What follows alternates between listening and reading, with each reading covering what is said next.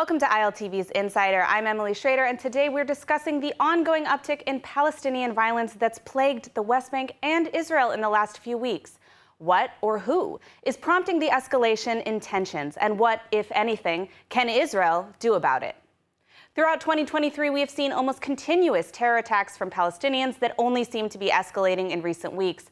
According to the Shin Bet, this year is the deadliest year for terror attacks since the Second Intifada, with 35 Israelis being killed in attacks so far. In August alone, there were 4 terror attacks in 24 hours, and between August 5th to August 31st, 5 Israelis were killed in terror attacks and multiple more injured. These attacks included stabbings, car rammings, and shootings. Unfortunately, there have also been Jewish extremist attacks on Palestinians in recent months that have contributed to the tensions, as has internal political debates over hot-button issues such as judicial reform and the current Israeli government. At the same time, Palestinian terrorist organizations, including Islamic Jihad, Hamas, and the Lebanese terror group Hezbollah, were spotted last week meeting with the Iranian regime's foreign minister. What is Iran's role in these violent escalations? Here to discuss with us the current situation is Blake Flayton, author and columnist at the Jewish Journal, and Major Karen Hadjayev, the former senior advisor to Israel's prime ministers and also the former spokeswoman for the IDF's Northern Command. Blake, Karen, thank you so much for joining us today. Blake, I'd like to start off with you. What do you think is behind this uptick in violence that we're seeing in the West Bank and in Israel? Well, I think there are 2 main reasons for the uptick in violence in the West Bank and in Israel, and you mentioned one already, so I'll start with that one. It is Iran, and it is the Iranian regime. By now, it is no secret. It is just a fact. In fact, anybody who wants to see the numbers can just go online and see the statements by Iranian officials and also Palestinians themselves from in the West Bank that they are receiving money, weapons, training, resources, and further support from the regime, to the tune of what some project could be hundreds of millions of dollars on the liberal end. More conservative is just about $100 million a year, going to these specific groups in the West Bank that are operating out of Palestinian cities that are fomenting terror against settlers in the West Bank, which I will talk about next, and also against Israelis living within the Green Line. And it doesn't have to be just Palestinians in the West Bank that Iran is supporting. Obviously, they are supporting Hamas in the Gaza Strip, and also Hezbollah in Lebanon, 2 areas very close to our sovereign borders. So the first issue is Iran, and what are we going to do to cripple Iranian influence and Iranian access to these areas and to these militant groups. The second is the settlement enterprise itself. The right has, and especially this government, has been repeating the lie for quite a while now that moving Israeli civilians into territory which Israel occupies is a good security move, is beneficial for the security not only of civilians within the West Bank, but also of Israelis living within the Green Line. This is a lie. There is no evidence to support this. In fact, there is a litany of evidence against this, that moving civilians into areas that are in close proximity to militants and to virulently anti-Israel and anti-Semitic actors is dangerous. It's dangerous to their lives, it's dangerous to their children's lives, and it ultimately makes the situation more chaotic so that we experience terror attacks in Israeli cities like Haifa, Jerusalem, and Tel Aviv. So it needs to be a 2-pronged approach. We need to tackle the settlement project, which requires electing a new government and having a dramatic shift in priorities, and also, of course, curbing the Iranian threat, which should be a bipartisan campaign in Israel. We'll get more to the solutions later. I want to hear more about how you feel we can deal with this on both sides, both of the 2 sides that you mentioned. Now, Karen, obviously, Israel's facing immense challenges when it comes to the security situation in the West Bank, especially as it pertains to Iran and their influence. Can you tell us more about what the threats are that Israel's facing, both in the West Bank and on the ground within, major cities, even like Tel Aviv? So there's no question about it that Iran is responsible for what's happening in the West Bank, and also the terror attacks that we're seeing coming from Iran's proxies on Israel's borders. And there has been an increase in these attacks over recent months. As you mentioned, it is the bloodiest year that we've seen since the Second Intifada. And that's what Iran seeks to do. They seek to attack Israel, and they're not just doing this with the fueling of terror in the West Bank and funding and training and equipping their proxies on Israel's borders, but they're also continuing to advance their nuclear program at this moment. And what's really, really sad is that this is all happening while the Iranians on the streets of Iran are protesting for basic rights. So many of them don't have access to clean water. And, my own family is from Iran, and my grandparents would tell me stories of growing up in Mashhad, before the Islamic regime took control over Iran and, stripped all of the Iranians of their freedoms and dignity. And it is so sad to know that now the Iranian regime is investing in terror and in killing Israelis in a country that is, 1,000 miles away, instead of building schools and homes and giving clean drinking water to the Iranian people who deserve to live a life of dignity. I think it's also really interesting you brought up the priorities of the Islamic Republic are sort of focused more on destroying Israel than they are on advancing their own society and their own country. And it's interesting with the support of Palestinian terror. One of the things we saw in the Jenin operation, for example, which we'll talk about soon, is that they're endangering Palestinians as well. They're responsible for countless deaths in the Arab world, in the Arab Muslim world alone as well. Blake, we've seen in recent months that the regime is even boasting about their impact in the West Bank and their associations with Palestinian terror groups. As I mentioned, they had a meeting even last week in Lebanon. How much of what we see happening and this uptick in violence is related to Iran on the ground versus internal Israeli politics and internal Israeli issues? Well, as we've discussed, Iran has a huge influence, and obviously Iran has major sway over the violent developments in the West Bank and all around Israel's borders. But in regards to Israel's internal political climate, I think that our enemies certainly see us as weak and certainly see this moment as a moment to strike or at least to create mayhem. And that is because this government is completely unstable and irresponsible and incompetent. It is made up of extremists and radicals who do not have the best interest of Israel at heart, certainly not Israel's security at heart. And we see that by way of their pushing for judicial reform, which the majority of the Israeli public does not want, is not in favor of, and has real concerns that it's going to harm our cohesiveness and stability here at home. It has done so already. We have reservists who are refusing to show up to duty because they made a commitment to serve a democracy, not a dictatorship. You have hundreds of thousands of Israelis, I think it's 21% of the Israeli public has participated in a protest. You have high-tech workers going on strike. You have medical professionals going on strike. And of course, you have the security establishment raising red flags every other week. And yet it does not seem to click with Benjamin Netanyahu that this is a very serious moment that he is fudging, I will say.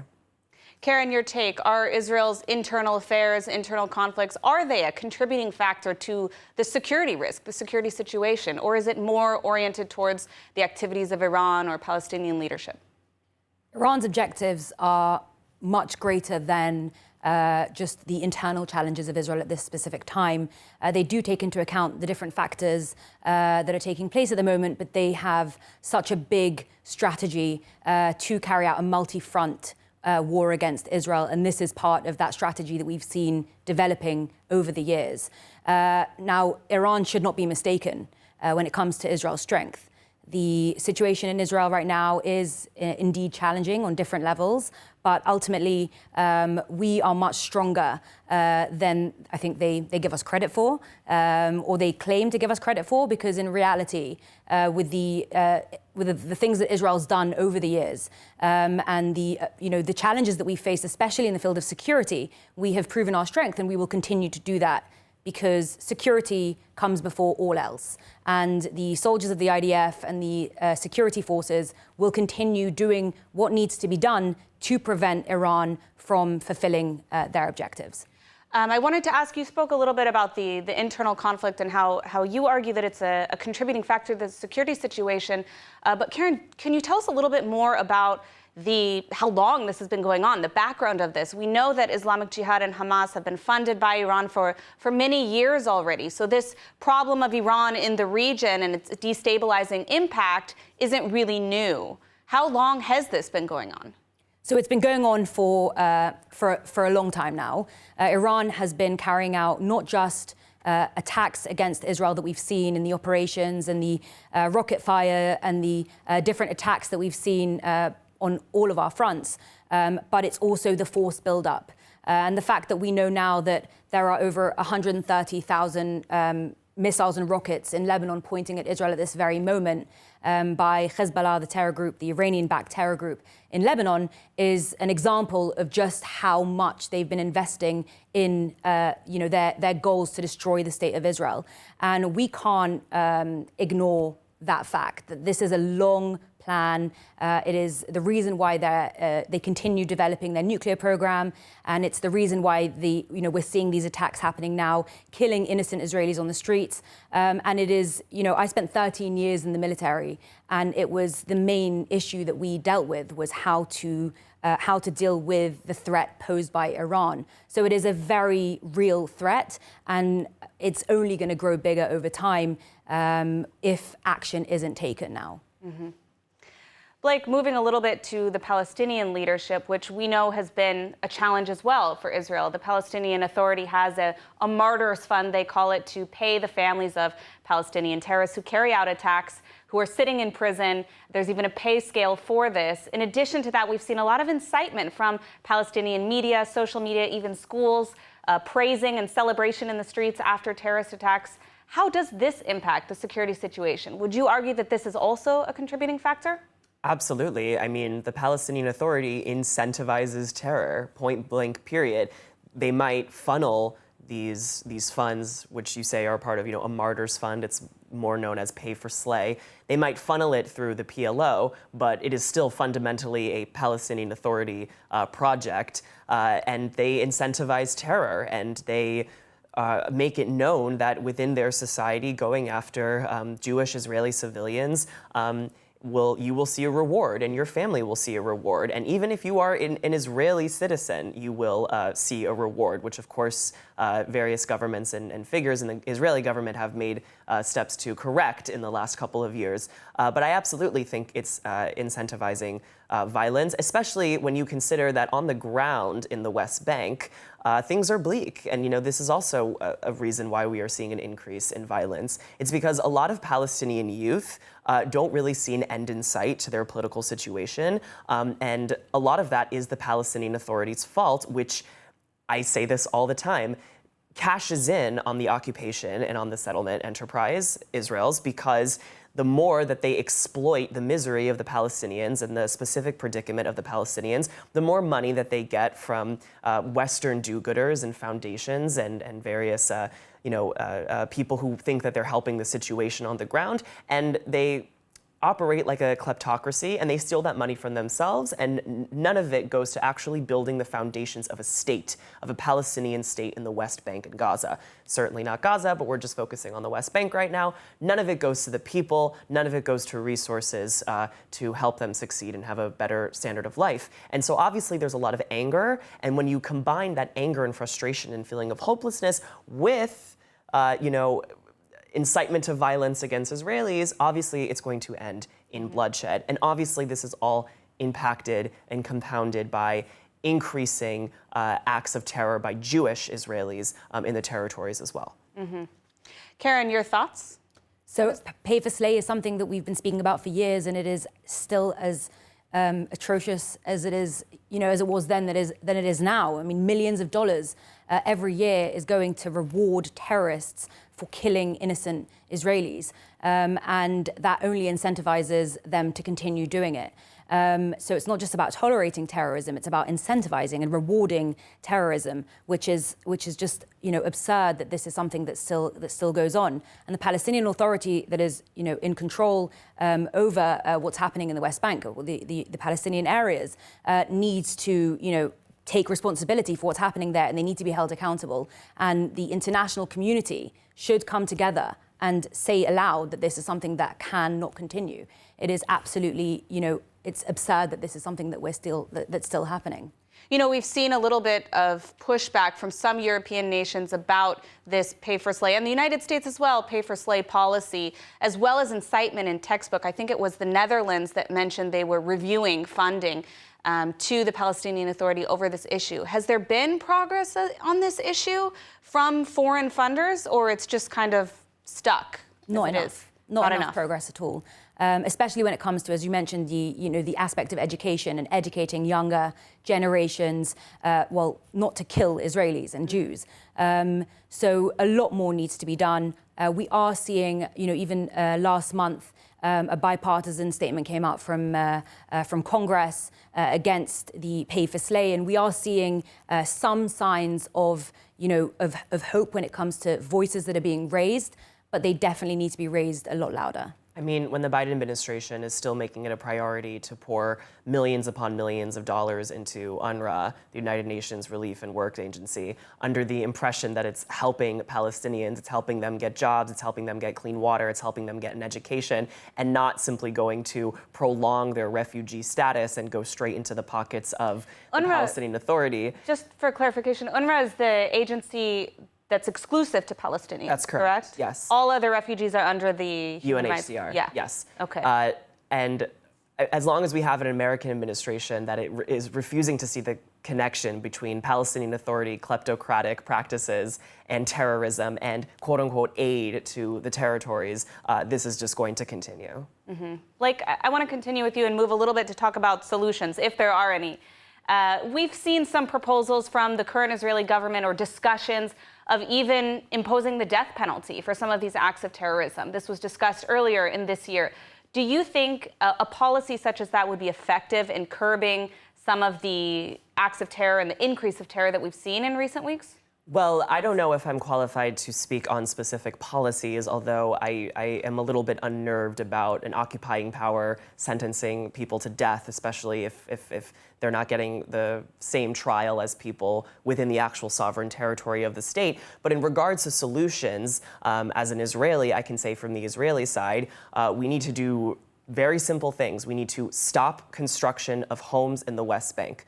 Point blank, period. And we need to crack down hard on Jewish supremacist terror and vigilante violence that settlers are committing against Palestinian property and Palestinian homes and Palestinian lives. And we ask ourselves, well, we need those settlements, we need those people there as sort of a vanguard for our security, and that is simply not true.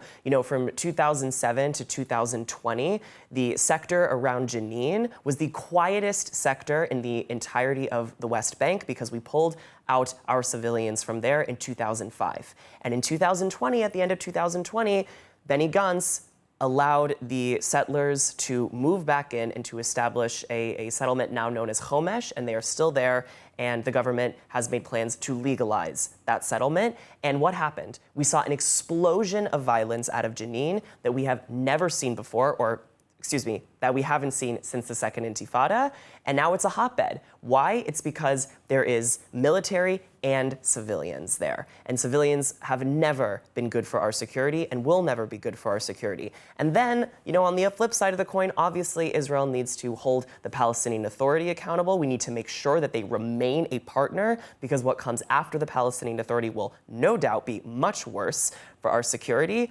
And we also need to rile the world and get the world on the same page regarding Iran and its nuclear program and its funding of terror proxies in the region.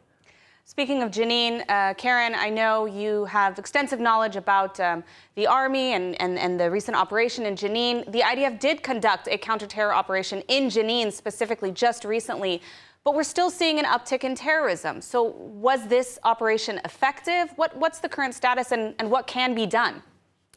The IDF is carrying out daily counterterrorism operations, sometimes multiple times a day, and they are going after the source of terror, where it is inside the terror hotbeds of Jenin and other areas. And striking terror before it strikes us is the way forward. It's thwarting these attacks, and hundreds of attacks have been thwarted over the last few months alone. And it's thanks to the operations of the IDF and the operation that took place last month in Jenin that was incredibly effective, as well as extensive intelligence gathering and other efforts being made by the security establishment to ensure that we strike and thwart these attacks before they can claim, sadly, more lives. And I just wanted to add to that, I wanted to make sure you understood that the operations of the security establishment in the territories is crucial in maintaining the security of the state of Israel, crucial, and civilians within the state of Israel. However, the security establishment itself has said that the presence of civilians in areas where these operations need to be happening, one, it makes the whole situation more violent, and it makes the opportunity for terror more prominent. And two, it actually hurts their ability to maintain order and to carry out these operations in a way that protects us all. Well, we're running out of time, so I'm going to give you both 30 seconds. What do you think the state of Israel should be doing to stop this wave of terrorism? The state of Israel needs to look at itself in the mirror and realize that the adults need to be in charge, and therefore it needs to elect a new government that stops these counterproductive and wasteful measures currently operating in the West Bank, and a government that can appeal to the world stage in a calm, cool, and collected voice that Israel's enemies are legitimate and they must be faced with strength. Karen? We need to do two main things. First of all is giving our full support to the security establishment and the IDF and all those involved in thwarting terror before the terror attacks can happen and take more Israeli lives, and also call the international community to take action on what we're seeing, the failures of the PA, pay for slay, as well as other things. Of course, Iran. And Iran, of course. And really hold these bodies, hold the PA and Iran accountable for this terrorism that we're seeing. Very good, very good. Well, that's all the time we have for this evening. I want to thank Blake, Karen, thank you so much for joining us today for this important discussion. I'm Emily Schrader, and this was ILTV's Insider. For more of the latest updates from Israel, make sure to subscribe to our newsletter at iltv.tv. Thanks for watching, and lehitraot from Israel.